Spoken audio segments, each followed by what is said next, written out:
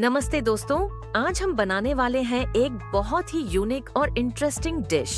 देखिए कैसे ये चाइनीज लड़की बड़े ही ध्यान से फ्रॉग को कुक कर रही है।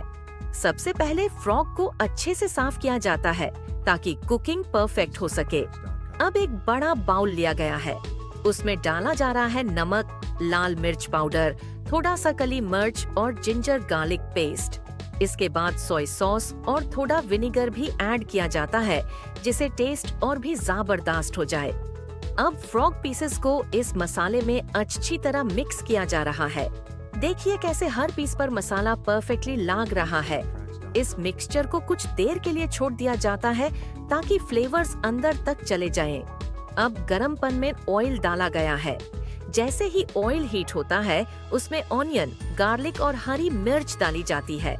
वाह, कितनी टेस्टी खुशबू आ रही है।